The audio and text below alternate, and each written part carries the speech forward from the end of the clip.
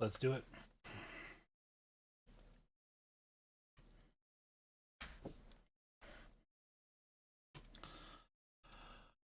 Oh, Shenandoah, I hear you calling. Hi-oh, you rolling river. Oh, Shenandoah, I long to hear you. Hi-oh, I'm bound away across the wide Missouri.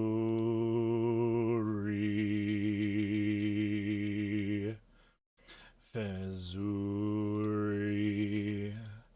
she's a mighty river. Hi-oh,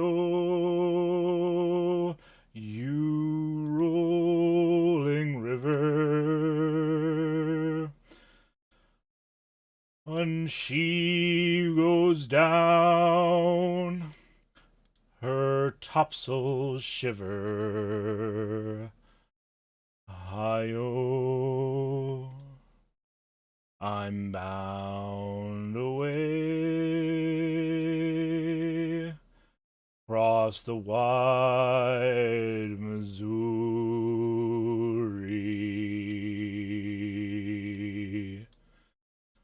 Farewell, my dearest. I'm bound to leave you. Hi-oh, you rolling river. Oh, Shenandoah, I'll not deceive you. Hi-oh,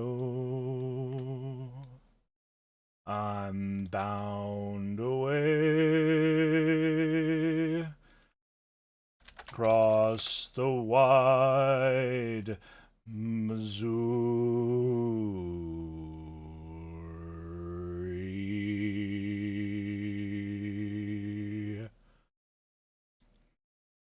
I'll do one more real quick. How about fish in the sea?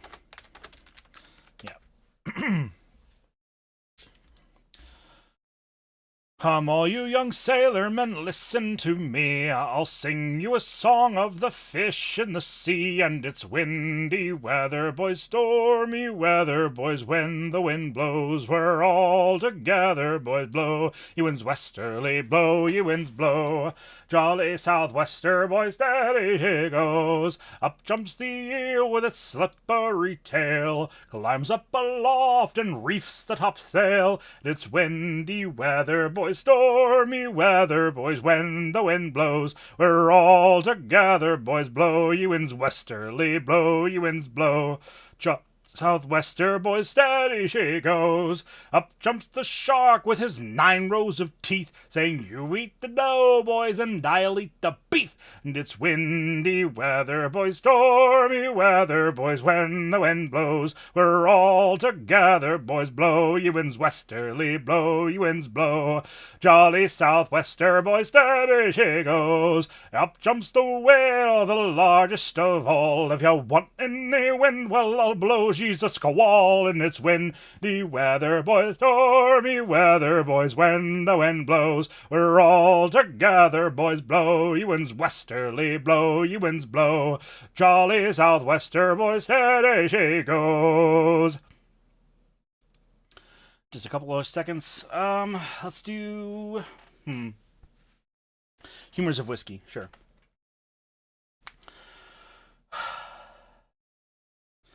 Come guess me this riddle, what beats pipe and fiddle, what's hotter than mustard and milder than cream? What best, what's your whistle, what's clearer than crystal, sweeter than honey and stronger than steam? What can make the dumb talk, what can make the lame walk, what's the elixir of life and philosopher's stone, and what help Mr. Brunel to dig the Thames tunnel? Sure 'twasn't it whiskey from Alderney.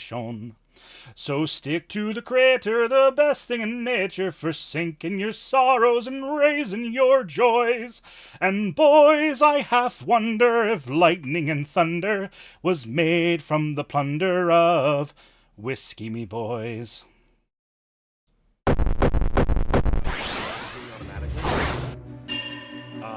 Then it's like if you were still like the car's still running. You also fuck boy, but you stopped, like you pulled over to the side of the road.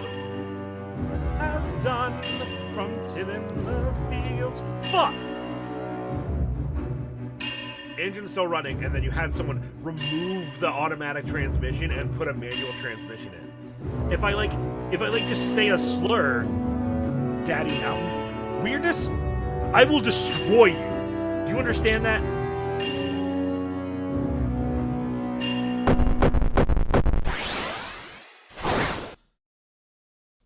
Hello, good morning, and welcome on in, everybody. I hope we're doing wonderful today. I am, as always, the man, the myth, the legend, the dwarf himself, Horatius. Welcome on into the mountain home. We are just getting started here for another psychology edutainment stream. I know these are highly anticipated, highly beloved streams, so I try my best to put on a hell of a good show when it comes to these. Thank you all for being here today. Athena, Alice, I'm sure you're already gone, dear, but thank you very, very much for the raid. I really do appreciate it. That stuff really, really does matter, so thank you. But welcome in, Alabaster Zed, Valve Z BTW, what's up? Welcome in. Thank you for being so patient. Thank you. I hope you enjoyed the songs, if you heard them. If not, then you're not having to deal with another ad for a whole hour. We only run 1 3-minute ad break every hour at the top of the hour, or as close as I can get it to the top of the hour. But Scragglebird, Koji, Gearbox, thank you for the sub, dude. Appreciate the long-ass fucking support you've given this channel. Wizlock, hello. Thorn, Dragon, Spartan, and Celador, welcome. It's good to see everybody. I'm not going to dilly-dally too long because we're going to be talking about a pretty big topic today. I feel like this lecture is going to run the full 2 hours that this segment tends to go for. But it's something I'm very excited to talk about, and I think there's a lot to discuss when it comes to it. So, how are you guys doing? We doing well? I hope we're doing well.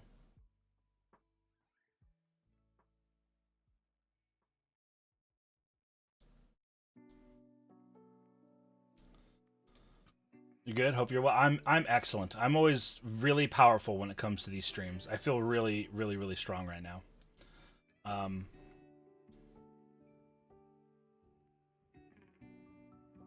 I'm just making some minor adjustments for the main screen when we switch over to it.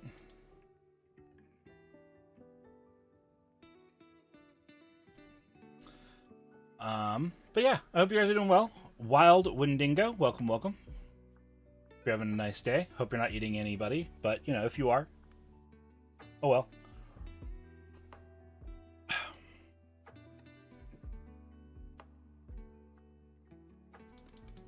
Finished AC6 last night. Hell yeah! Your first run, or which run of the game is it? Because I'm on my new game plus run, and it's very different from the previous 2 runs. So I highly recommend, if you've just finished new game, I hope you go in all endings. Hell yeah! Yeah, I'm in my 3rd run of the game right now, and I'm absolutely loving it. I highly recommend, if you're playing AC6, to play through it at least 3 times. I don't think I'm going to go through and S-rank everything. It just seems like a giant fucking nightmare for not a lot of payoff. But I do respect the speedrunners out there, the gamers who are like, it's fucking go time. We're gonna do it.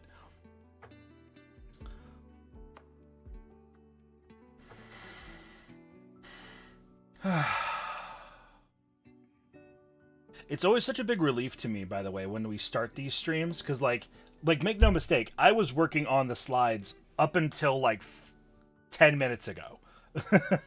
I was finishing the last touches and like grammar checking and spell checking the slides. See, I don't think I was confused for a second. Yeah, well, I mean, I'm sure a lot of people think of like, you know, Armor Class or Assassin's Creed, a whole bunch of them, but that's the only trophy I don't have, and unless I'm bored, I'm gonna move on to a different game. Yeah, that's kind of where I'm at, Spartan. I'm gonna get everything but the S rank and then the 100% completion achievement and just move on. I love Armored Core, but you know, other than the PvP, I'm not going to really be going back to it unless I want to do another run of it. Which, I mean, it's a really fun game. Like, I had so much fun with it. But I think it's time. What I was saying before is I'm always really happy for these streams to begin because I'm always very nervous about them starting.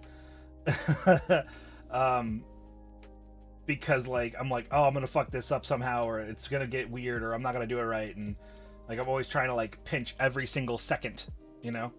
And then once it starts, I'm like, oh, okay, well, like we're here now, so like it's go time. And that's just sort of my anxiousness in a nutshell. Is it's very up until the moment, and then like just be, you know what, I don't care, fucking, we're moving on.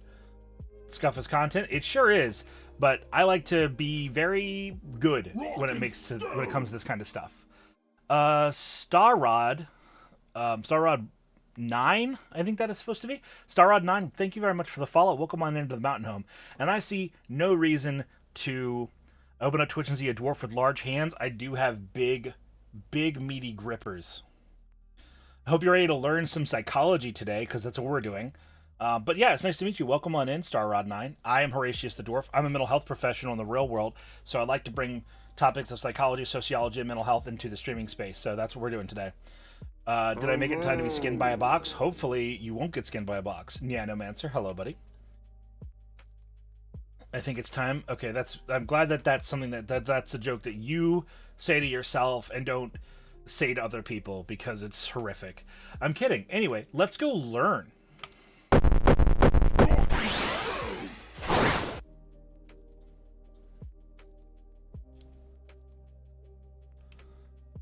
Hands, I know you're the one. Oh my god. Feel free to call your Rod. I will try. Alright, so. Welcome to it, everybody.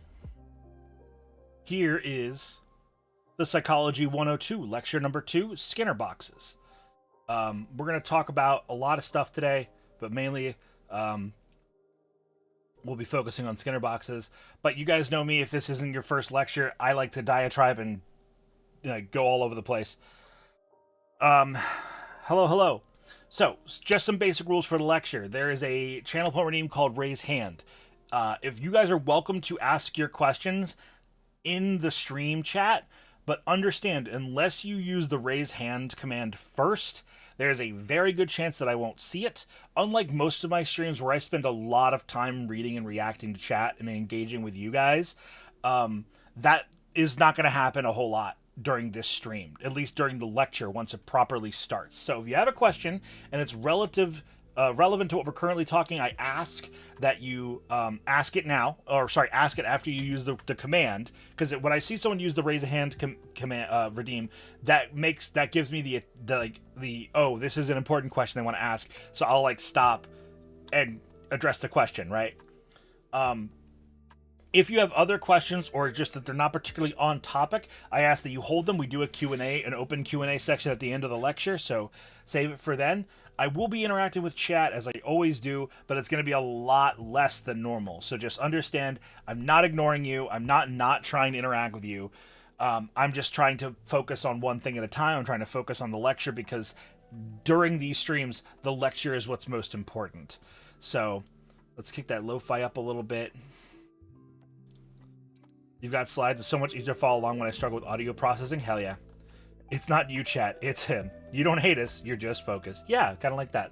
Yeah, Scragglebird, I also upload all of the slides to the Discord after the stream. So all of these slides will be available on the Discord. If you go to the Gathering of Beards Discord, which you can find via !Discord, give yourself the ambassador role. You'll be able to find Horatius Hall's section. There's one of them is called psych stuff. In there I will have all of the slides posted after the stream is over. And I didn't post the video lecture of last month's lecture on introspection yet. I will be posting that today on my beard. It will be posted today.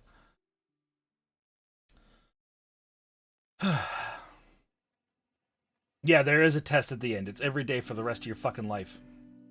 So, who am I? I don't like to get bogged down in being like, I'm important, I'm a professional, I'm better than you, because I don't think that's helpful.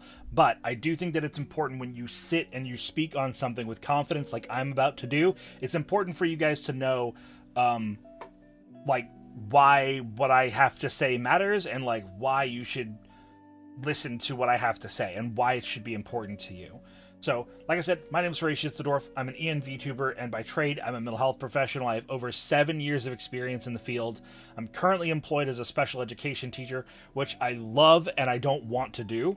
That's complicated, but suffice to say, I want to get into the more clinical work of psychology. And granted, there's a lot of practical clinical application in the classroom, and I do it every single day, and I love it. It's my favorite part of the job. I also know that the education world is kind of a pool of gelatinous mud, and once you get in it, it's very hard to get out, because good people don't come into the education field very often, and so when the education world gets a quality professional in it, they just like latch in. They're like, we'll give you more money, we'll give you this, we'll give you, whatever you want, please just don't leave. So I don't want to spend too much time doing this. I want to get back to the other stuff that I like. So on that, what have I done? I have experience with ABA, which I don't like very much. I have done addiction counseling, behavioral management. I've been a case manager. I've been a one-on-one behavioral aide in educational settings. I've done intensive in-home work, crisis management, conflict resolution, and CBT, or also known as cognitive behavioral therapy. I am not licensed to practice in your country/territory. I do live somewhere in the world, so it's inevitable that there is somebody that I am licensed to work with, but in the name of my ethics and keeping things fair, I just openly say I'm not licensed to work with anybody, because I should never be someone's therapist. I am a streamer to you all. I am a therapist and a mental health professional directly to a lot of clients and a lot of people. But I never want to conflate the two. I like to keep these very separate. But that said, there is there's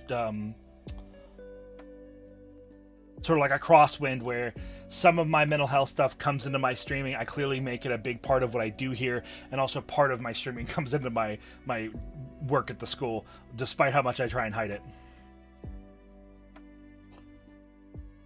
So, like I said, there are purposes to this stream, and so here are our goals here, okay? So, I need to make myself a little bit out of the way, because I'm covering up some of the slide, which is starting to upset me. There, that should be better. I'll cover up chat. I won't cover up the slides. So, the purpose of these streams are threefold. It's to raise awareness of mental health in the streaming community. It's to educate people on the basics of psychology, specifically the basics. I can teach you a lot more than the basics of psychology, but I think that in the interest of keeping my ethics safe, trying to be a full-on like educator of intermediate and advanced psychological concepts, I think is a little bit dubious, and I shouldn't do that. So I try to keep things very basic when it comes to psychology, but also, and thirdly, it's to entertain. Like this is Edu-Tainment. It's education, but it's also entertainment. So like we're gonna make jokes, we're gonna tell stories, we're gonna build a shed at some point. We have fun here, because I think that education and learning happens best when the brain is entertained. A what now? A shed. A shed. S-H-E-D. Shed. Disclaimer. Take what you hear and read and improvise it. While much of what I'll be saying is fact, it will also be slathered in my own opinions and biases. And so I don't want to do unjust harm. So just understand that my efforts here are purely to educate and to entertain. I hope that something that you learned today you carry with you, and it improves the quality of your life. But also understand that a lot of the things that I'm saying are going to be impacted by my culture, where I'm from, my upbringing, where I learned psychology. So there's going to be some basic concepts that will appeal to everybody, but there's going to be a lot of more intimate factors that might not translate. So if I say something and you're like, I don't know if that's exactly how that works for me, think about it and think about how to make it work for you. How to change what I've said, change the concept to make it fit your life, your world better. So with that, These are our pre-lecture quizzes. I've been doing these a lot recently. I think that they're really fun to do. So here are some basic questions. You don't have to answer them in chat now. These are just the questions that I want you to be thinking about while I'm giving this lecture, okay? So 1, what are Skinner boxes? 2, do you think you've experienced a Skinner box? Spoilers, you have. If you have experienced one, spoilers, you have. How did you escape it, if you did? Then have you ever willingly engaged in a Skinner box? Which is to say that you understood you were in a situation that was manipulating you to continue to engage with it, and you did so anyway. And then question 5, do you think yourself free of Skinner boxes? That's a big question. So, first things first, let's describe what a Skinner box is. So, this is the classic Skinner box. I'm going to try and turn a little bit. So, this is the classic Skinner box, okay? So the Skinner box was made and pioneered by a guy named B.F. Skinner. I don't mention him here because honestly he's not that important in this dialogue, or monologue or lecture, whatever. He's not that important in this, but suffice to say, he studied something called operant conditioning, which is a process by which you shape behavior, and we'll get into that. But a Skinner box is the shorthand for an operant conditioning chamber. As a step back, what is operant conditioning? It's a method of learning that uses reward and punishment to modify behavior. Anyway, back to Skinner boxes. This is the classic Skinner box that, is like the icon for what a Skinner box is. So the classic box looks like the image on this side here. It is a rat in a box with a speaker and 2 lights, a response lever, a food dispenser, and an electrified grate floor. Now, this floor is not active right now. There is no current going through it. But in the original experiment for the Skinner box, what this thing is supposed to do is a loudspeaker and or the lights will like say something. So like the loudspeaker would be like, press the button, and then the light goes green. This is the expected response is that the rat pushes the lever. If it does, then a food pellet gets dispensed, it gets food, and the floor does not shock it. If it says press the button and the light goes green and they don't press the lever, they get shocked. Lady J, I'm not teaching you this. You know about fucking... What are you doing?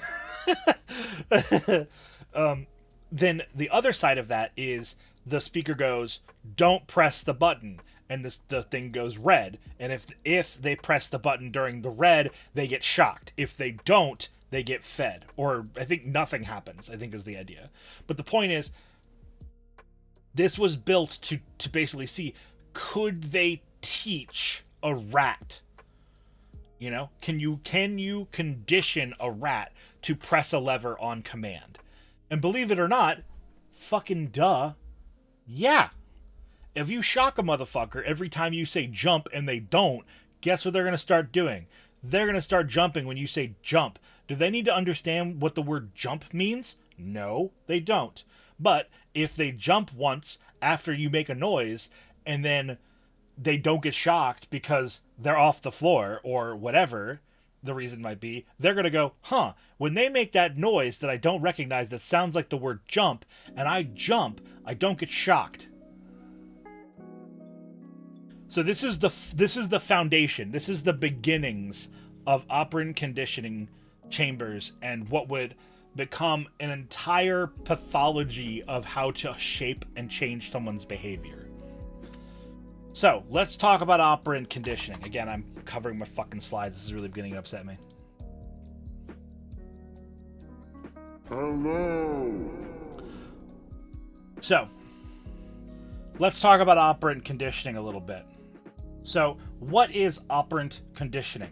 You may have heard of classic conditioning in the past with like Pavlov and his dogs and all that shit. We're not talking about classic conditioning. We're talking about it a little bit later, but we're not talking about that. Don't worry about it.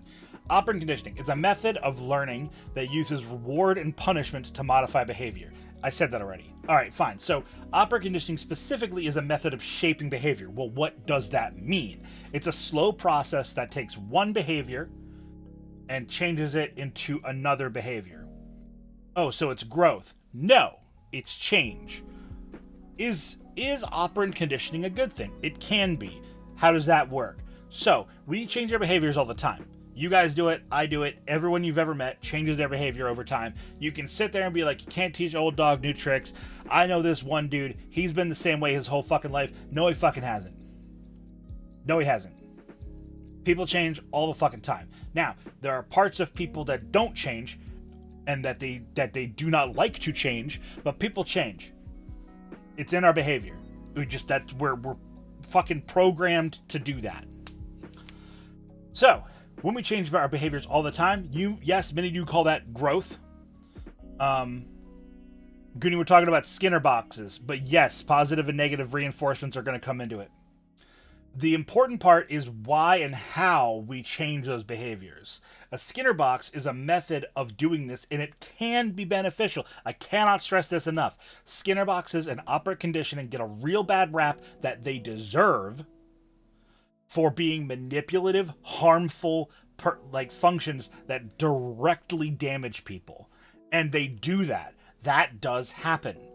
But operant conditioning can be wielded for good. A Skinner box can be beneficial. Thank you for the follow. Welcome in. Is it often used that way? Yes. Oh, sorry. But is it not often used that way? Correct. So that's the problem. Yes, that's the problem. So here's the bad news. All of these images on the screen, by the way, there will be good news later. We're going to get to that. But you're going to have to wait. So the bad news is that all of these images here on the right side of the slide, those are all Skinner boxes. I'm sure many of you have played them. Many of you have engaged with them. They're all Skinner boxes. I'm super duper sorry. Each of these examples contain Skinner boxes. Many of you, I'm sure, have experienced with some or all of them. Hey, I see some of my favorite things on here. Should I be insulted? No. And we're going to get into why. So, activity time. Name one thing you think is a Skinner box, and we're going to talk about it. Why is the dude reaching his hand into a screen? That is an icon to represent social media and how it sucks you in.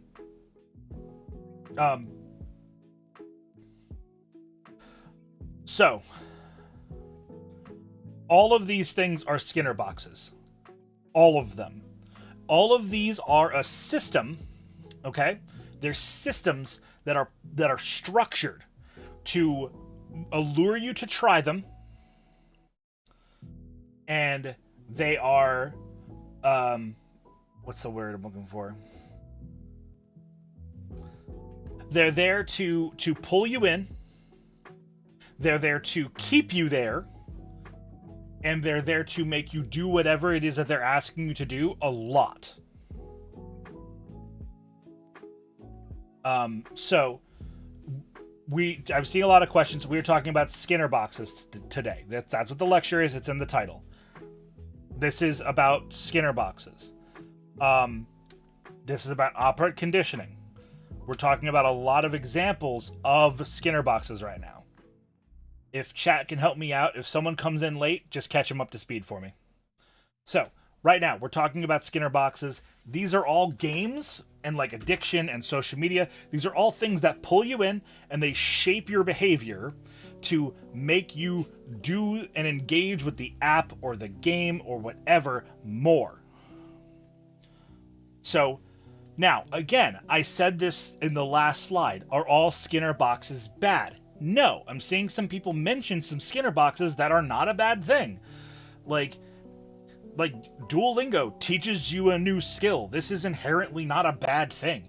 It might go about it in some ways. I don't know. I don't use Duolingo, but it is 100% a Skinner box. It is getting you to come in every day, to engage with it on a daily basis, engage with it and do the things that it wants you to do. All of this is to shape your behavior. It's to continue you to do things that it wants you to do.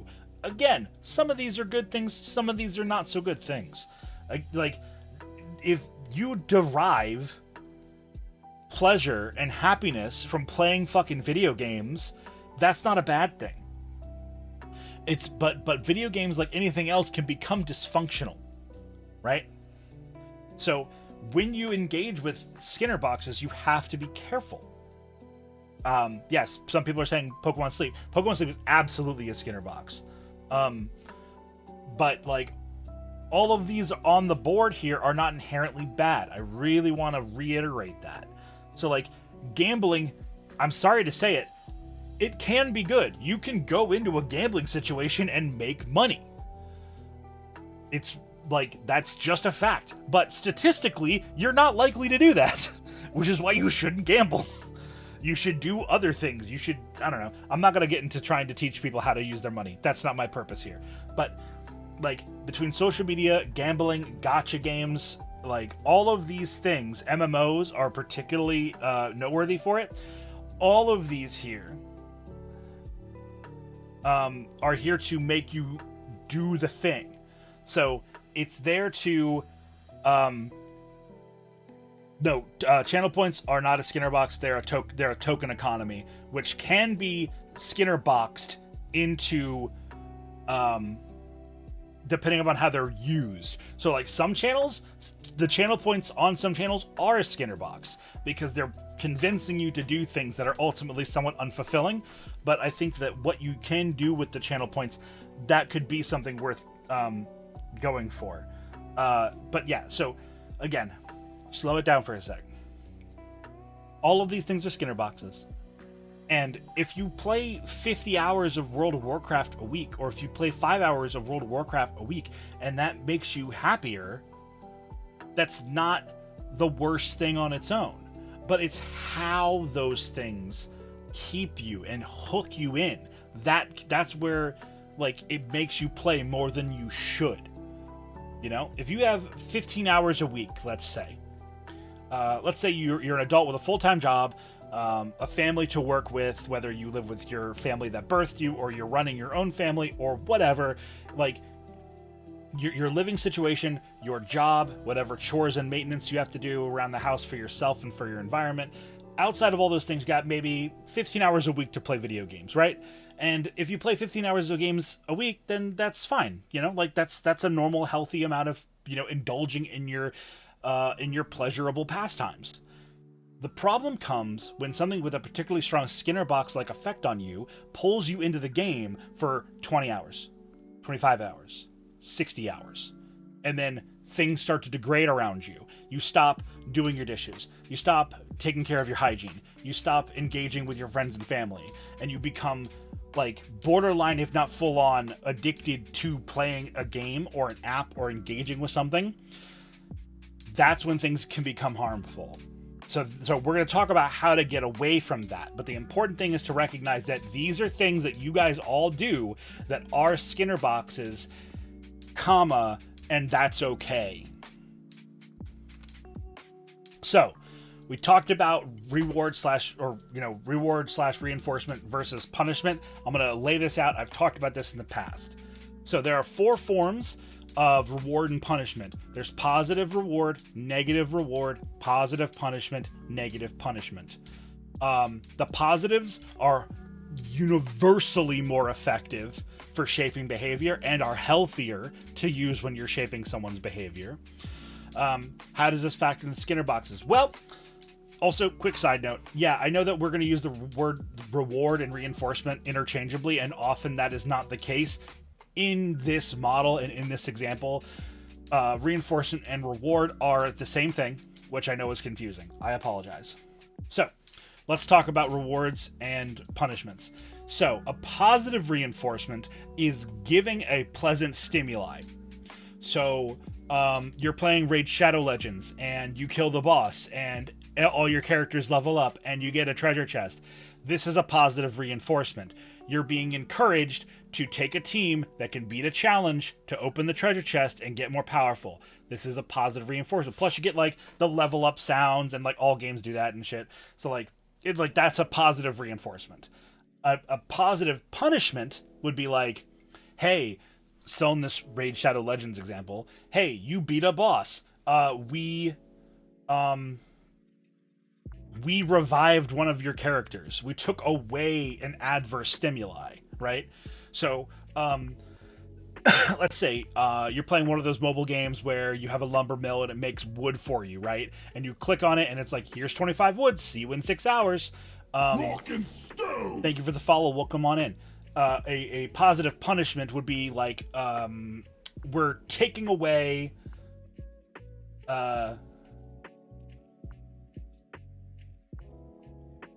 Wait, hold on.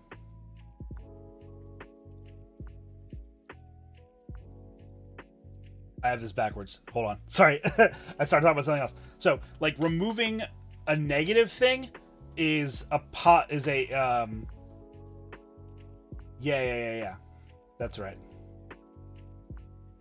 It's add pleasant, remove adverse, add averse, and remove pleasant. Cleansing debuff. Sure. Yeah. So, positive punishments are useful. Take away bad is good. Yes, exactly. Thank you. I was tripping myself up a little bit.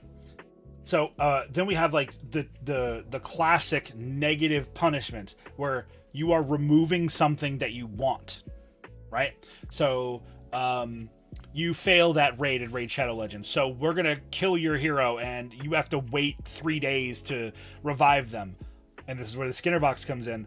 Unless, what if you spent $2? Eh? You get them back now. Anyway, I want to get off track here. Then we have negative reinforcements where you add a undesired thing. You know, to do the next challenge, since you failed so many times, you have to wait extra or whatever. So like that's what reward and punishment are all about. Is you always want to stick to the positives. You always want to like disincentivize people from doing something by giving them something that they don't want, and you always want to reinforce something that you do want people to do by giving them something that they want. Negative reinforcement, where you remove an adverse stimuli, that can be helpful sometimes as well. For when you want to increase someone's doing something, you can take away something that they don't want. But I think that is fundamentally a weaker choice than positive reinforcement. So let's talk about why Skinner boxes are used. So Skinner boxes are used for a lot of reasons, okay? The short answer is they're effective. They're really effective. By putting someone in a situation where they are like, they're like, okay, here is a situation, and you're like, okay, I want you to stop doing this, and I want you to do this other behavior instead. So what you do is you start to either not reinforce or positive punishment the behavior you want to decrease, and you positive reinforce the behavior that you want to increase. So you make it more and more likely that they're going to do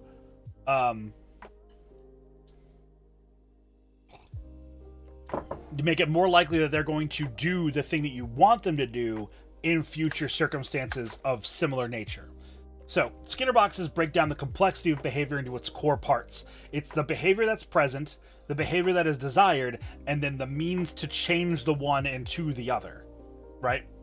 So let's talk about something that I think everyone could relate to. Let's talk about a job, okay? I literally work at a school, and the time frames on things at a school are pretty cut and dry. You know, if you're late to work at a school, it's kind of a big deal, because now here's all these kids that don't have an adult to guide them because the teacher's not there or whatever, right? So let's say, I know a teacher who is chronically late. They're always late to work, but you know what? They don't punish this teacher because they're very good at their job.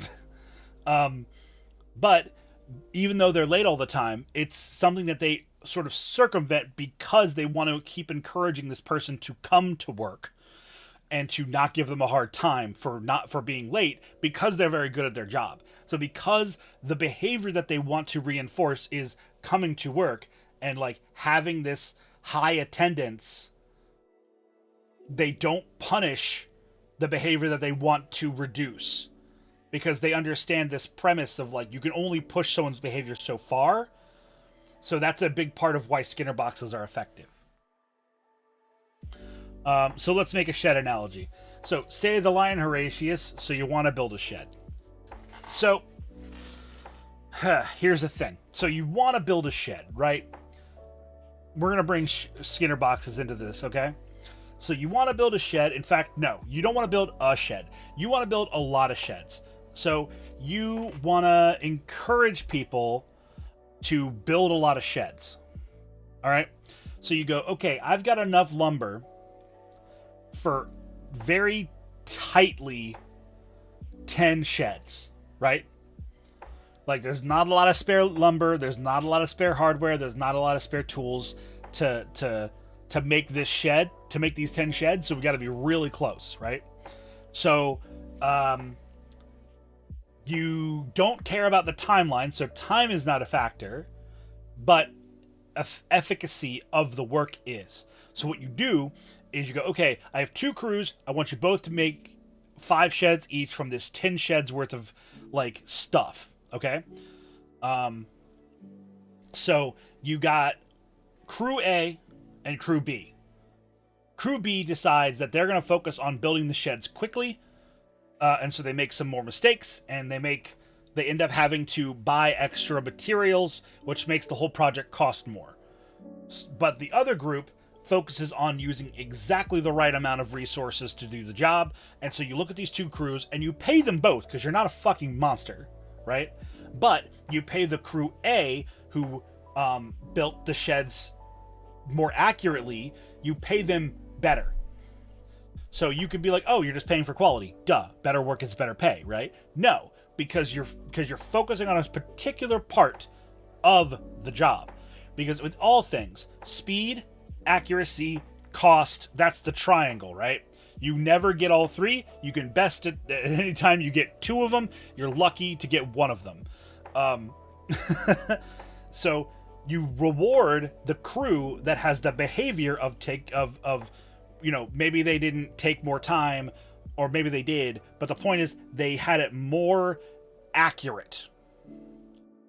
So they did it. That's the behavior you want to encourage. So you develop this culture in your company that you're like, we don't care about timelines. We care about doing the job right. And so you're going to attract people who are more into that. And when you attract people into your company that don't do that, they start to do that because that's what they get rewarded for. So it all comes back to what is the Skinner box. It is this. It is putting someone in a situation where they are given a stimuli, and then they are rewarded for doing the stimuli, or they're rewarded for engaging with the stimuli in the way you want them to do so.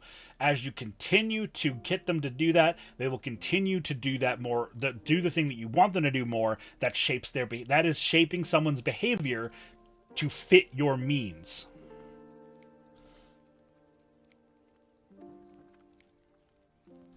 So, let's talk about, maybe it's my behavior that needs changed. Nope, not unless I'm going to be reinforced to do so. Now, I want to be clear. People do, in fact, change their behavior without... Bandit Queen Bandit, no. Skinner boxes are not drugs. Specifically, they are not drugs. Drugs and addiction to drugs is a whole other thing. I've done a whole lecture on it. You can see the lecture slide notes on the Discord. This is specifically different. Now, addiction and Skinner boxes have a lot of overlap, so I understand why you're making that connection, but I do need to correct you. Skinner boxes and drugs are not the same thing. It's very important. Now, when it comes to drugs and Skinner boxes, I will give you that the structure, the cultural structure around drugs has a lot of Skinner boxes in it. That's absolutely true. But as I can show you in one of our previous slides, Skinner boxes are fucking everywhere. They're in your video games, they're in your stores, they're in your social media, they're in gambling, they're literally in so many parts of life. You have Skinner boxes. Every one of you motherfuckers, I'm going to go on a limb and say every single one of you has at least one Skinner box in your life. Maybe I'm wrong. Maybe I'm wrong. But all these are things that are keeping you, engaging you to shape your behavior over and over and over again, to get you to do what they want you to do.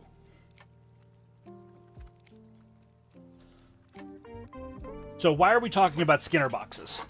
Skinner boxes are everywhere, and they are a prevalent force in nearly every single person's life.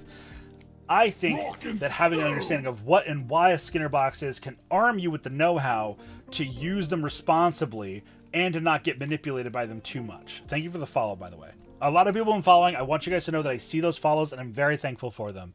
I really do appreciate it, but I am in this lecture, so forgive me for not giving you the attention that I would like to do otherwise. It's important to recall that these boxes are absolutely everywhere, and the marketplace openly encourages both companies and consumers to use them. So the companies that make our marketplaces are incentivized to make their products Skinner boxes. So when the consumers get the services and goods, we're encouraged to get Skinner boxed by those goods and services. Like, you can get upset about it. I don't think it's warranted. Don't get upset. It's just part of it's part of how behavior changes. Now, there are, again, other ways for people to change their behavior. There are tons of people who spontaneously change their behavior. There are people who just are trying new shit on their own. Like, it happens. Behavior changes all the damn time. But Skinner boxes are a very popular, easy, generalizable means of manipulating behavior. You can see how, like, culture changes on a macro level. I think it works out well. I do it more. It is natural. That's the thing. Skinner boxes are natural. They happen all the time. But you can fabricate a Skinner box. And people do a lot.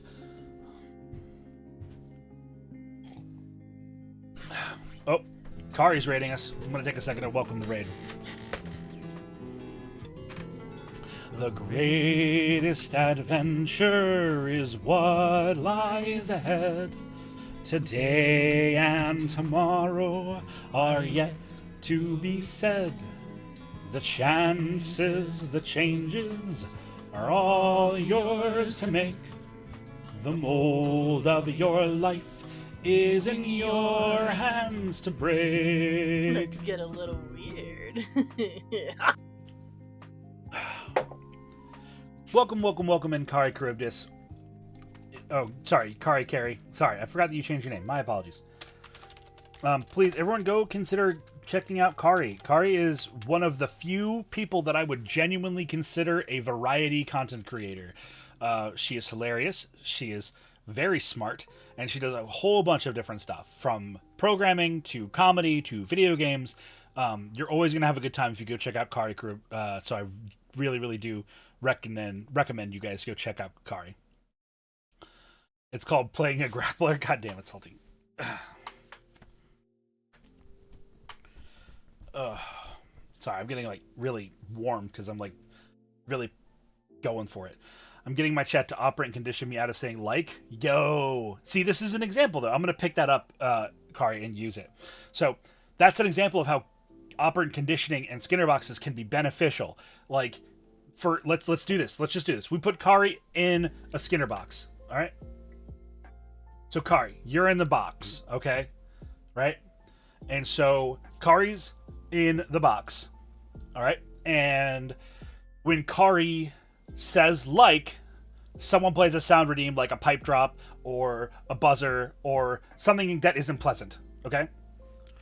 When Kari doesn't say like as a space filler or whatever, the main behavioral problem is, someone gives Kari bits, someone gifts to Kari, someone subs to Kari.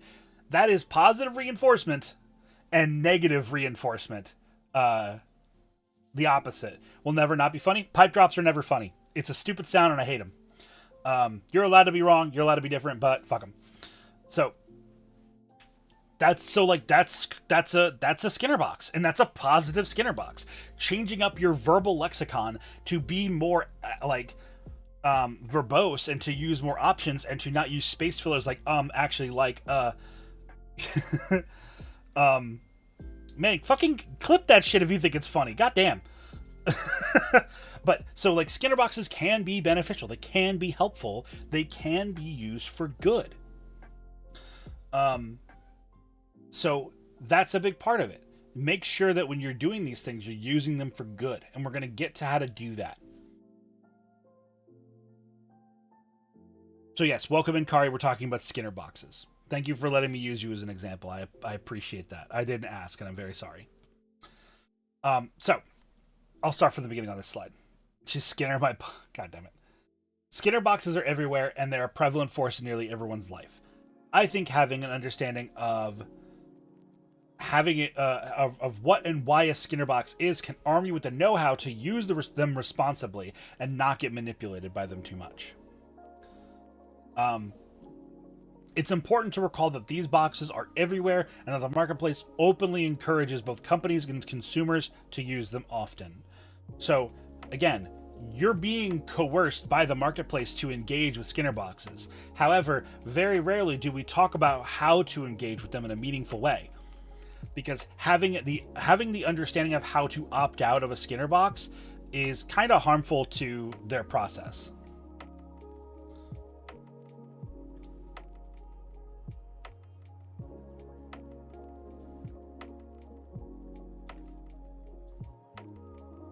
I'm seeing part of my slides are getting cut off a little bit. I apologize on that. That's fine.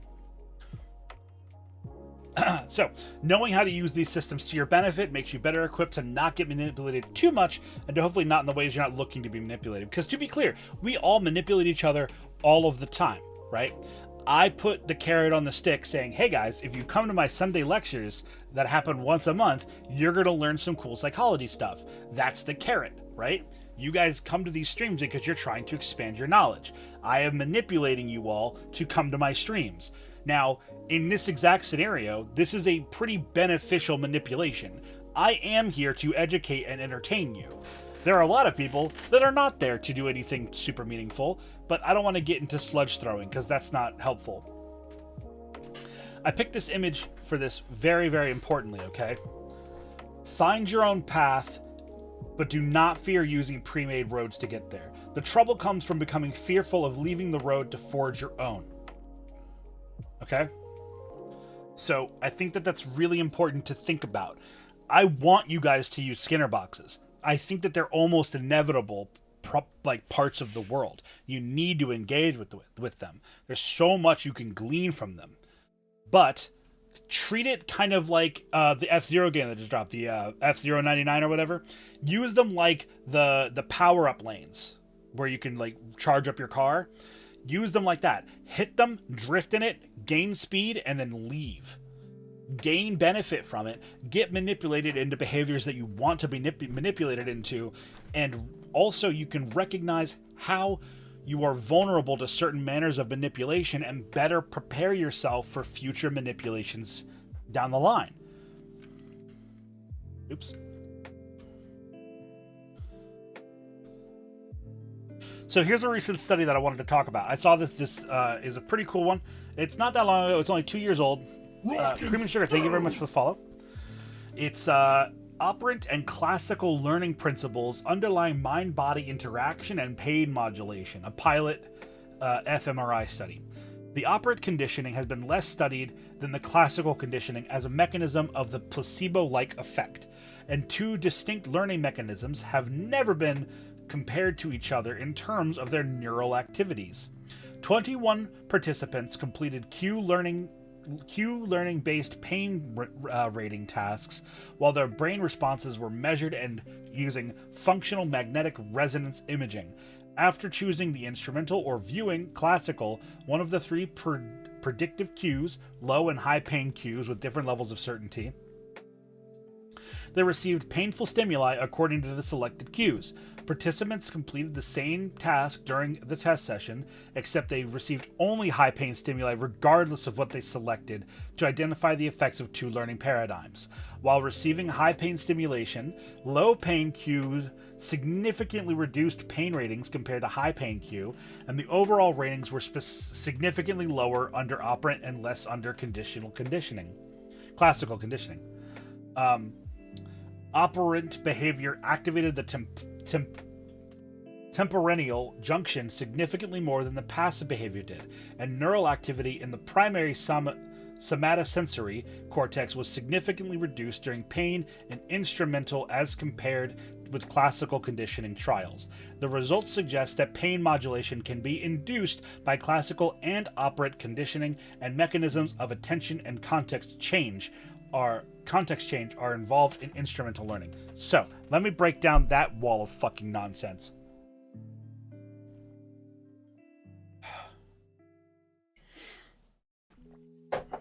So, like they got used to the pain? No. What they did, and what they're saying happened in this study, is thus. So, we have a group of subjects who were first told to sit down in the chair and then select how much pain do you want to experience, a high amount of pain or a low amount of pain. And then basically they were given honest responses as they asked it, right? Low pain, please. Low amount of pain. High amount of pain, please. High amount of pain. Then they started to do it where they were given high amounts of pain regardless of what they asked for, and they noticed that people who were primed and had been conditioned to experience low pain when they asked for low pain, their pain response was closer to their response during the honest low pain, even though they were given a high amount of pain. So the point of this is you can be trained, and you can due to training and expectations, you can believe yourself to be in less pain than you really are. So you can kind of trick yourself into being in less pain by expecting a smaller amount of pain. Believe it or not, this principle that they have tested here is the baseline for when a doctor says they're about to give you a shot, or they're about to do an incision, and they're like, you're going to feel a slight pinch, and like literally downplaying the truth can make you feel less pain than you're actually experiencing. So, yeah. So, now we ask the big question. What do I do with this eldritch truth? This is the good news that I promised you. I made a big promise to talk about how to overcome the allure of a Skinner box. How do I do so? The main thing and the first thing you should always do is prevention. When you engage in a system that has a vested interest in keeping you involved, deduce what behavior is being shaped and for what purpose. When you have deduced the what and the why, decide if you're comfortable with that situation. You may be, or you may not be. That is up to you. The task stands, though. You must question it. So, let's take a video game.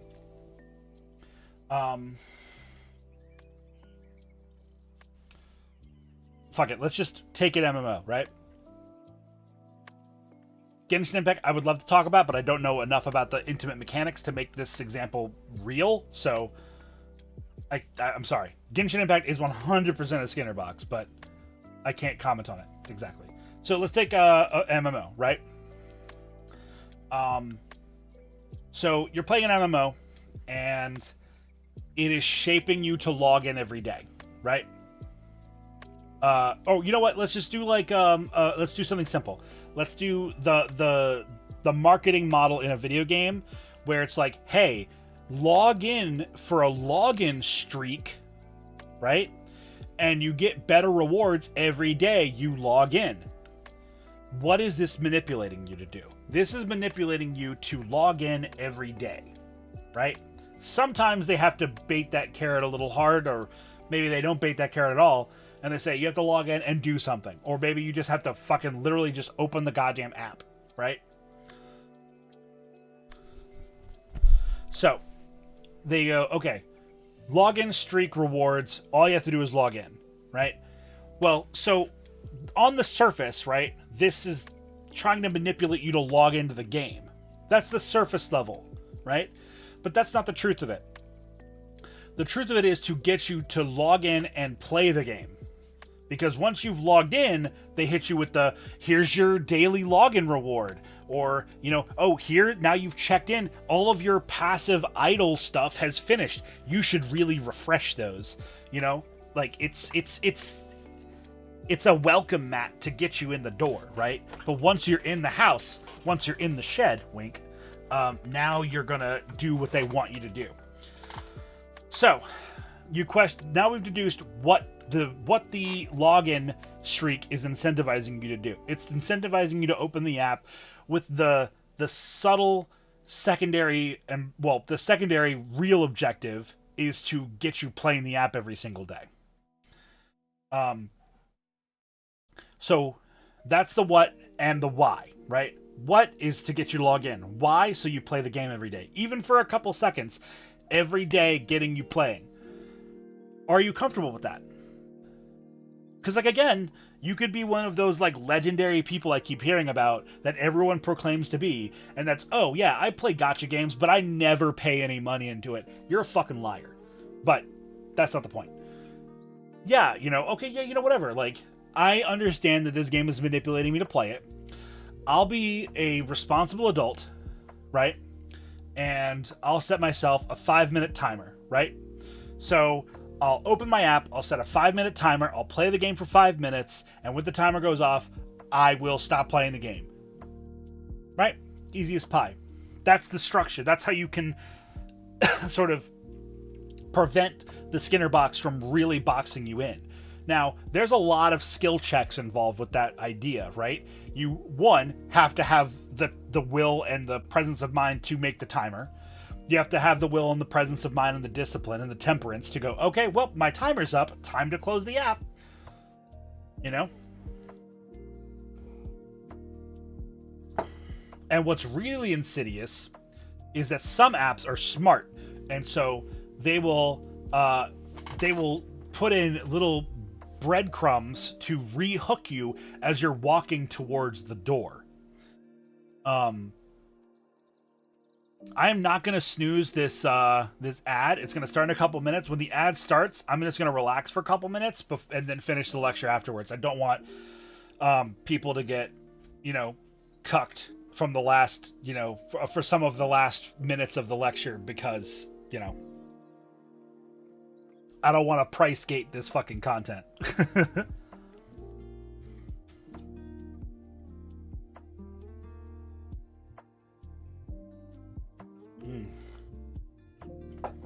God, that water is really nice. Good morning, Tristan. How you doing, dude?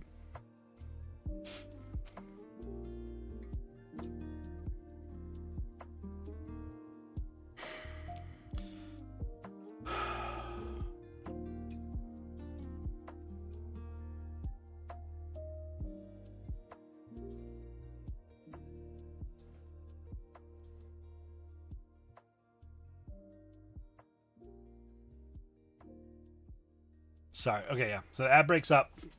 We're just going to chill for a couple minutes and then wait for everyone to get back.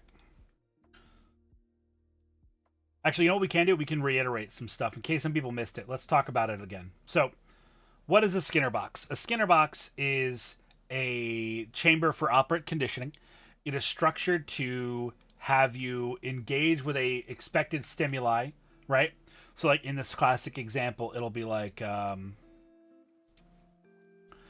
okay, you are in the box, you press the lever when the beeper tells you to beep, when the beeper beeps and the light goes green. Press the lever, get food. Don't press the lever, get shocked. Beeper beeps, light goes red, and you don't press it, you get a pellet. You press it, you get shocked. This is to teach you, hey, when there's a beep, that's to get your attention, and then depending upon if the light goes red or the light goes green, you should or you shouldn't press the lever, right? Hi, Day. Welcome in, dear. We're recapping while people are in a pre-roll ad. So, then we have, this is operant conditioning. It's a method of shaping people's behavior with rewards and punishments. The idea between shaping behavior is not just growth. No, it's more complicated than that. Is it a good thing? It absolutely can be. A lot of people do get a lot of good things out of being shaped in their behavior. So, we can change our behaviors all the time. Many call that growth. It's important. The important part is why and how. A Skinner box is a method of doing this, and it can be beneficial. We've talked about that a lot, but it's not often used that way. In fact, most of the time, Skinner boxes are used to manipulate people into very addictive and harmful patterns. So these are the bad news. So all of these are Skinner boxes. I'm so sorry to tell you. every single one of these is. Between your video games, your social media, your gambling, like all of these things are Skinner boxes, and all of them are incentivized to pull you in. So we have the 4 different versions of positive and negative reward and punishments. Positive reinforcement or positive reward is giving someone something that they want. Negative reinforcement is taking away something that they don't want. So this is to build up someone's behavior with a reinforcement. So you can either give them something that they did the thing that you want, so you give them something that they want, or they take away, or you take away something that they don't want. Take away chores, give a gift. Then we have we have punishments. Positive punishment is adding an adverse stimuli. So I said this backwards before, but a positive punishment is not a good thing. But like screaming at somebody when they do something you don't want them to do. Removing a pleasant stimuli is a negative punishment. You're taking away things that they want. You should really never be doing that.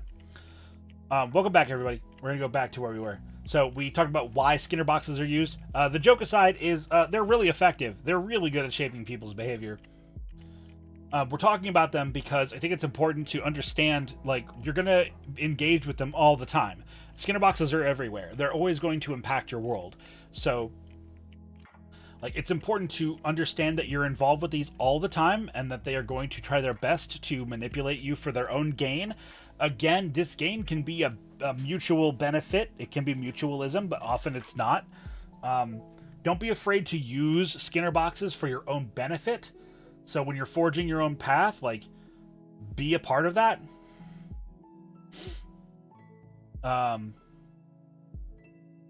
Yeah, you're welcome, Mr. Frick. I try really hard. This is a recent study that talked about how people can be operantly conditioned into reducing their own pain, which is interesting.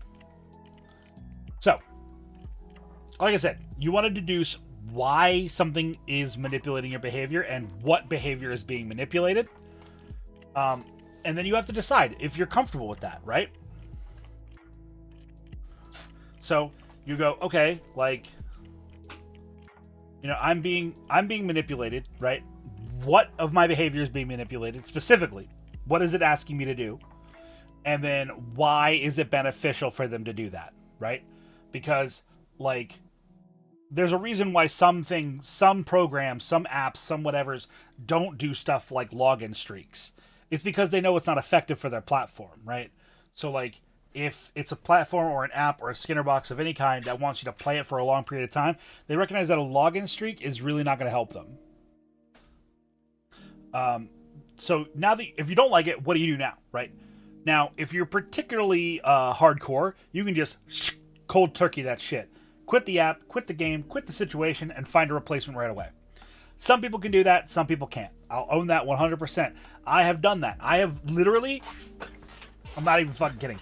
I got into WoW Classic because I loved early WoW, right? I played WoW Classic, had a great time with it, and then literally one fucking day, I woke up and I said, you know what? I'm not doing this anymore.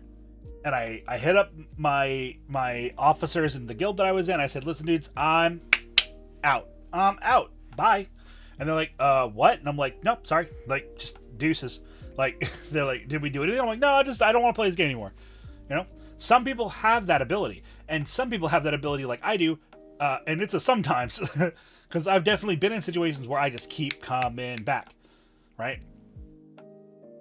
So, you don't like it, what do you do now? You can cold turkey, like I just said, but you can also appeal to your supports to help you find that replacement and get out, because that's how I always recommend this stuff, by the way.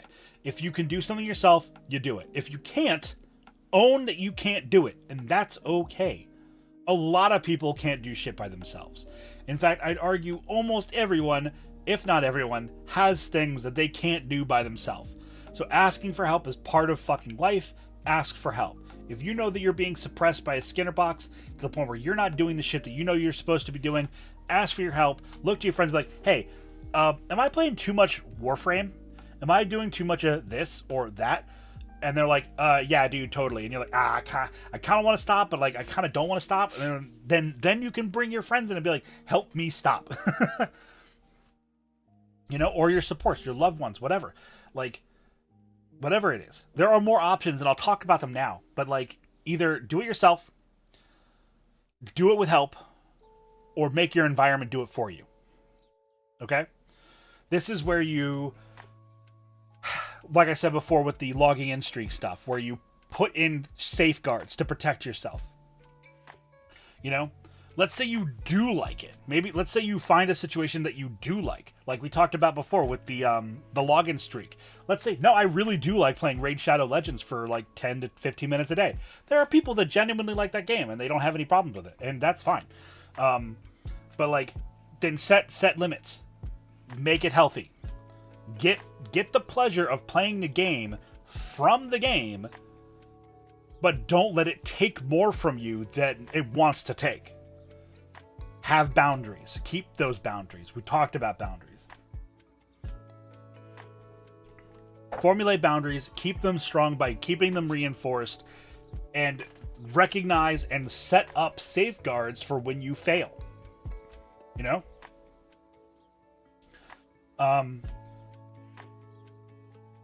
And the big thing is recognize even when you think you do have a beneficial relationship with the Skinner box, be ready to recognize that has faltered and it's no longer healthy for you. It's okay. I think we've all experienced that. We're like, oh, no, yeah, I totally got this under control. Small deal. This is fun. I'm getting my jollies rocked. No one's getting hurt. I'm having a great time. Company's getting money. I'm getting the fun that I want. I'm paying for fun. I'm comfortable with this. And then it stops being as fun as it used to be. And it's getting more of your time. And it's getting more of your money. Or your money at all. Set up lines for yourself. When you go, okay, I've just looked at my records. I've spent $20 on this game in a week that I normally used to spend $20 in a month. I'm done. Basically play Honkai for free, use the MC. I don't know what that means. But I don't recommend anybody to play gacha games because they are literally designed from the ground up with so many layers of Skinner box and other forms of conditioning to like trigger addiction responses. So like I don't do that. Right. See, like, so here's the trouble. Let's look at the most insidious situation that I'm sure a lot of you all are talking about or thinking about. You're being socially pressured to do those things. Okay? Understand that you're being held in that box, and you can deaden its effect on you while surviving its environment and withstand its efforts to shape you while you find an out. It's never too late to escape a Skinner box except for death. Okay? If you're in one, you feel its hooks in you, and you're struggling, get help. First of all, get fucking help. Because if you can't do it by yourself, have someone else help you pull you out of the mud. Create those boundaries. Pull yourself out.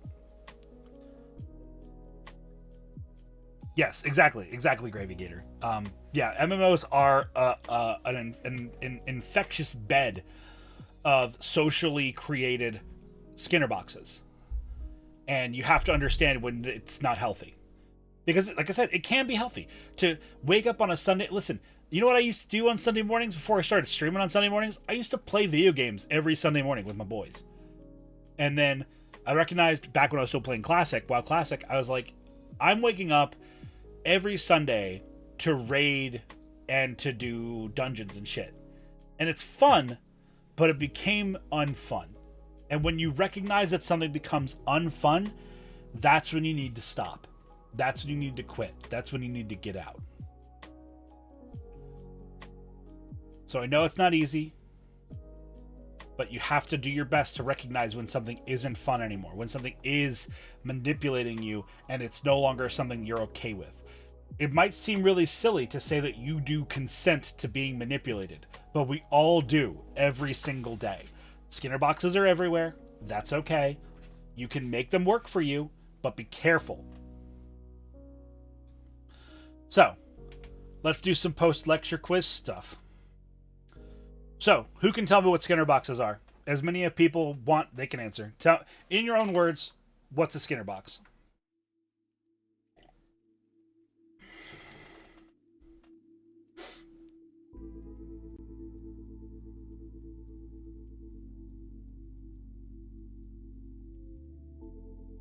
This is also an opportunity for me to rest my voice. I have been going strong for a nice hour. Yeah, Dork Angel, that's like 90% correct. Based off reward and punishment. That has to be both. Like people said Dark Souls earlier. Souls games do it too. There's a Skinner box in Souls games. When you die, you drop your shit, right? That's the punishment. You're being punished for a lack of skill, or lack of ability, lack of execution. You died, you dropped your shit on the ground. You gotta go get it. If you don't, it's gone. Fuck you. That's punishment. You're rewarded with souls and items when you do shit. It's all boxes, baby.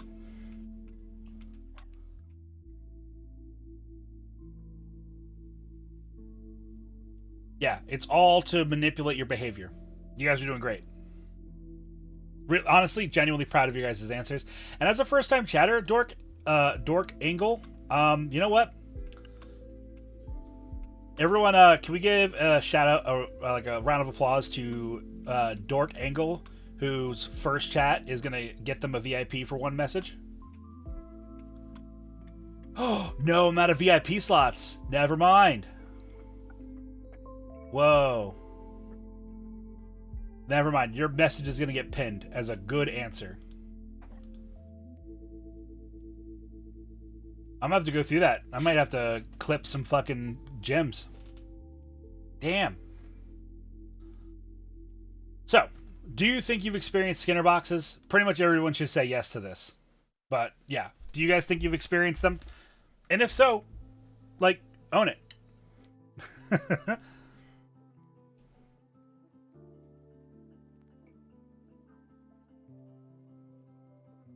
You guys want to know something kind of creepy? I did that out of the goodness of my heart to sort of do a niceness to Dork Angle. But, like, realizing it now, I am incentivizing Dork to chat more often. I'm incentivizing other lurkers to chat more often. I just realized I did the fucking thing. Fuck. My bad.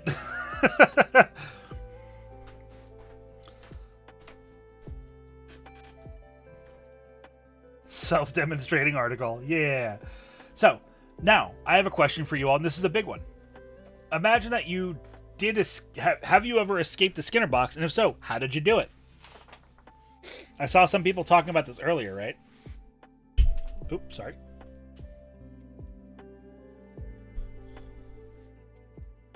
Ah, fuck. I can't believe you've done this. Pour some coffee. Hello. Multi-programs are all Skinner boxes. Yep. Welcome in, Bard.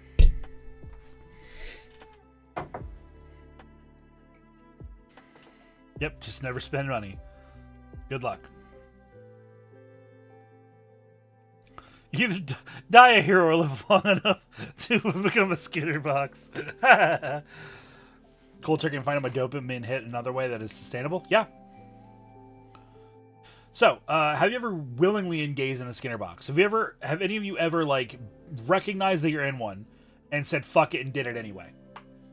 Because I've done it. Like I said, I quit WoW a long time ago, and I went back, right? Yeah, exactly, Dork. Exactly, Dork Angle. Yeah. Twitch is a Skinner box, and here I am. Yeah. That I cut off all contact, didn't want to fall for the guilt. Yeah, exactly, man, Majide. Proud of you, dude. That's not easy. And I feel like we know where this is going to be. You quit raid the same way you did WoW. Yeah, you just gotta stop. You gotta be like, nah, I gotta go. It's fun. I love it here. I gotta go. Question 5. Do you ever think yourself free of Skinner boxes? Spoilers, I think the answer is no.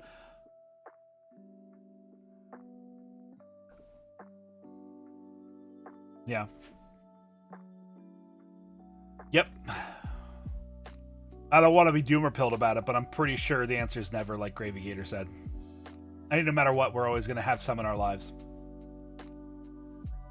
Free, in other words, yeah.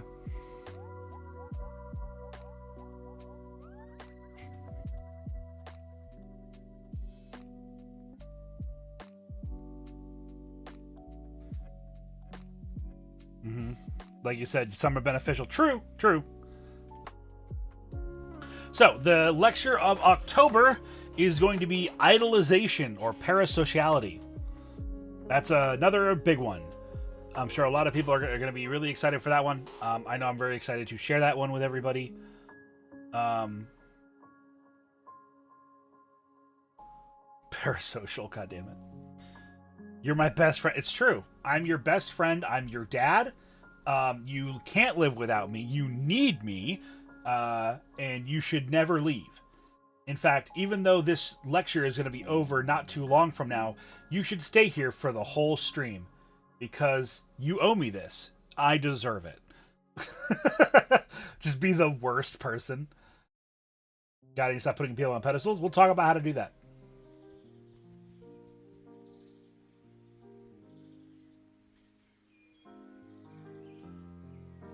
Get Isekai into a Skinner box by Principal Skinner and Mr. Burns.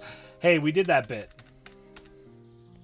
Maybe it's my behavior that needs to be changed. Not unless I'm reinforced to do so.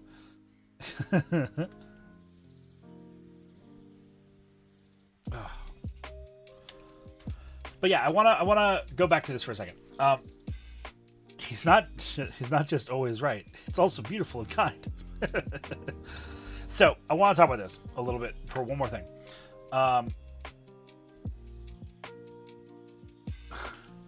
Life is over the moment horror turns off stream, and it's only okay when he comes back. This is healthy. So I want you guys to understand this. This is a big thing. This is like my... go ahead and drop your question, Cabell. So I'm going to finish this like big finishing thought. That would be really good for a clip in a minute. Now that can you be less parasocial? Yes, I can. I'm trying. That said, we should all hang out on my Discord tonight. I think I'm going to do a movie night. I was talking with some people last night about doing a movie night. I think I'm going to do a movie night tonight. So keep your eyes on the Discord for a post about that soon. Anyway. Here's my big finishing statement when it comes to Skinner boxes. Okay? So I think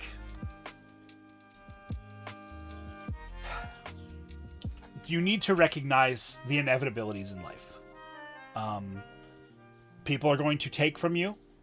People are going to give to you. People are going to not care about you. What's important is recognizing how to get the most out of all three of those things. It's easy to understand how to get a lot out of when people give to you, right? You get the thing. But it's not as easy when someone doesn't care and people are not about you. And then it's super difficult to realize how to make benefit out of situations when people want to take from you. But all of these situations, you can make them work for you. So, do your best. Recognize the behaviors that people are manipulating in you. Recognize why they want to manipulate that behavior in you. And try and turn that momentum into something beneficial. People want to put you on a schedule. Recognize that's helping you with your time management and use that shit to your own benefit. You can learn about your own weaknesses through Skinner boxes. You can learn how to outsmart yourself by being exposed to Skinner boxes. You can find the methods and the ways of how to outsmart your own problems because other people have already outsmarted you in the past. Learn from your mistakes. Find what works best for you. Take the bullshit and build something out of it. Fuck it, build a shed.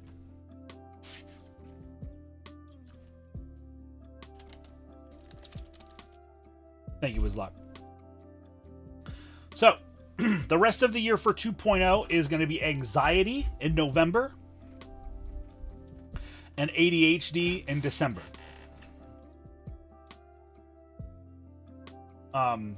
These are topics that I know a lot of people are excited for me to talk about.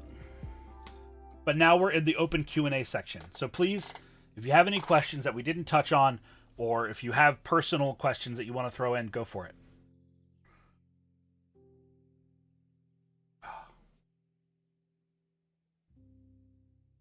My babies. ADHD, that's us. I'm anxiously waiting. Well, hey. So, Q&A. Cue your A's.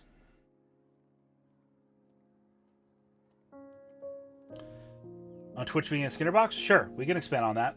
So, Twitch is a Skinner box for a lot of reasons.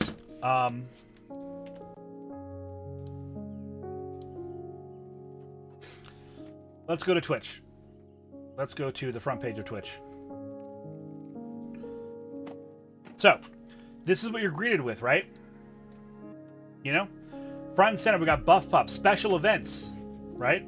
You should click on this. It's right here, front and center, right? Here's the channels we think you'll like. Oh, stretch, hell yeah. Ugh.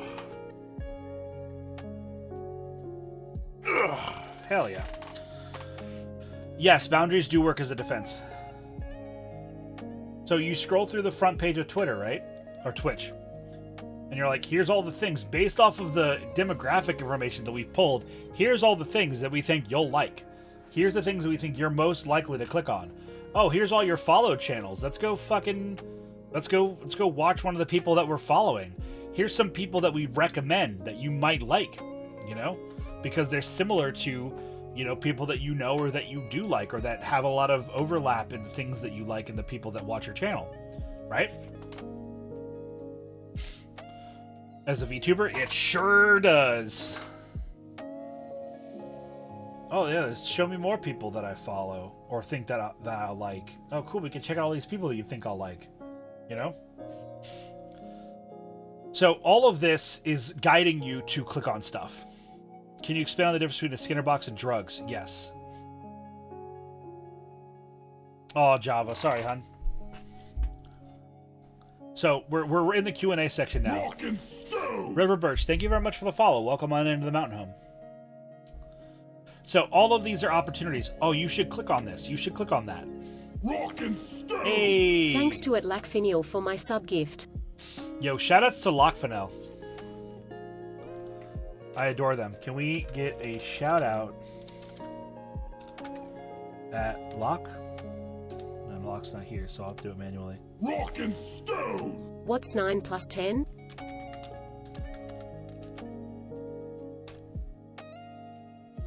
Alright, I shouted out a channel that doesn't exist. Shout out Lock Fin EL. Yeah, everyone go follow Lockfinel. Lock is awesome. I adore them. They are very sweet on me. I do not know why, but they are truly lovely. Yeah, the VOD's going to be here. Also, I'm going to be posting the introspection VOD on YouTube today on my beard. 9 plus 10 is 19. I don't care. Lock is love incarnate. True. But thank you, too, for the subs. I really, really appreciate it.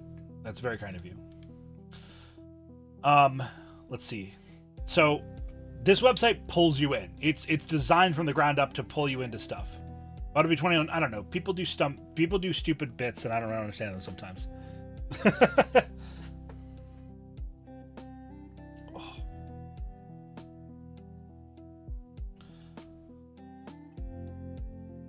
Old meme, yeah. So you go to following, and it's like, oh, here's all these people that you're following, right? Here's this bright, contrasting button. You should click on it. You should learn more. So like, all of this is designed to pull you in. It's to shape your behavior. Like the pop-ups when people go live are like, hey, you should go check this person out because somebody you know is live. You should go look at that right now.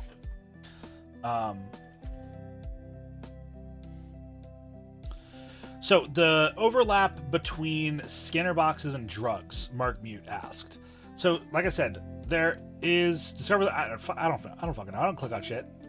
Go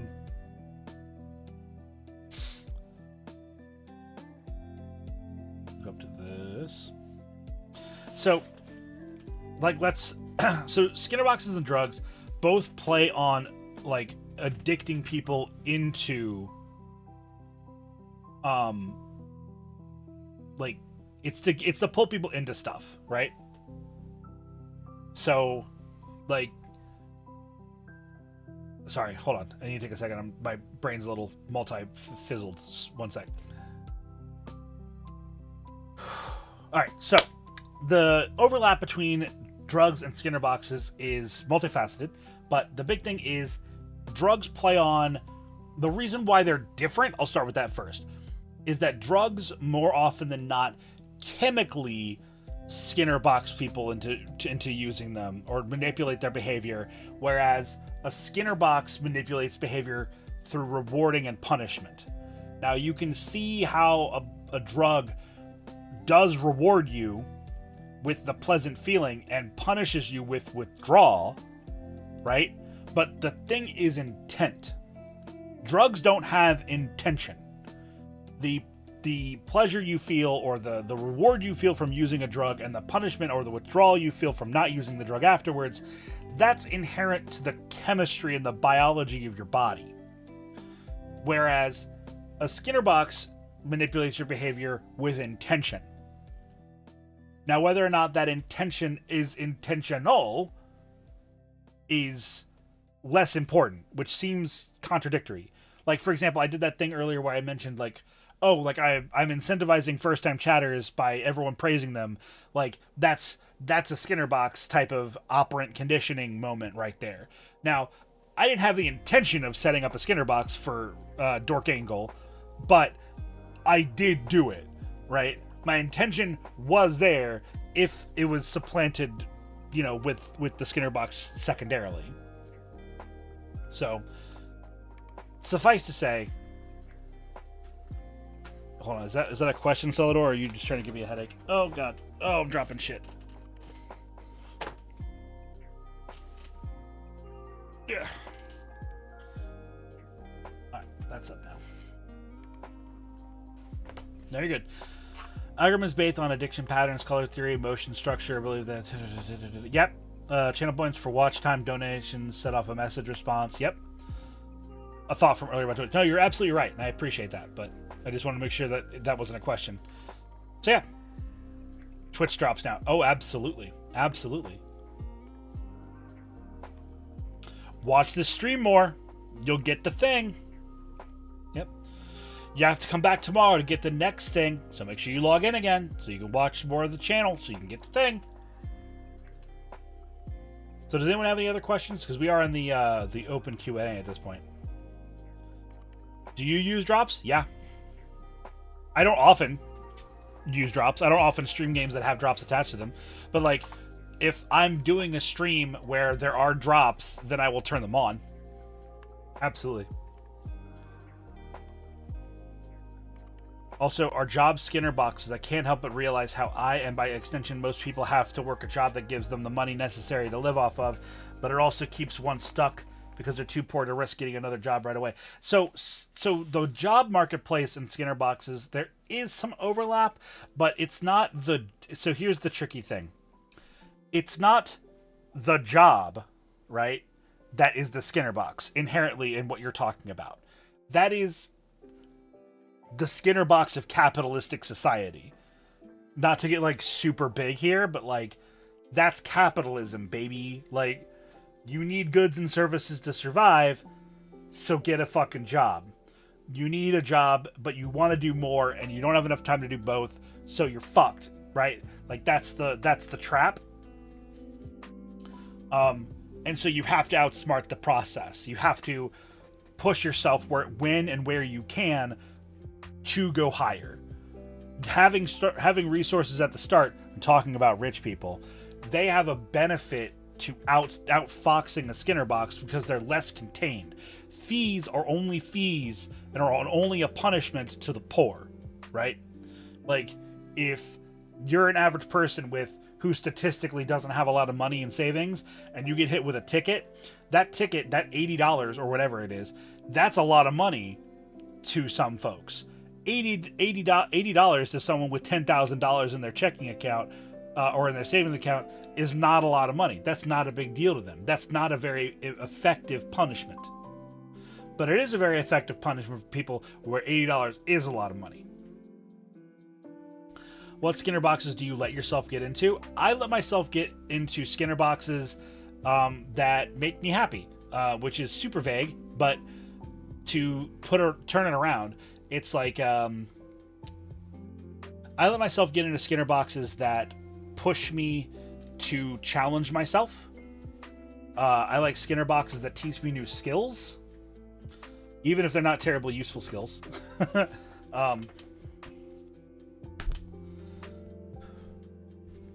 But yeah, those are the Skinner boxes that I like.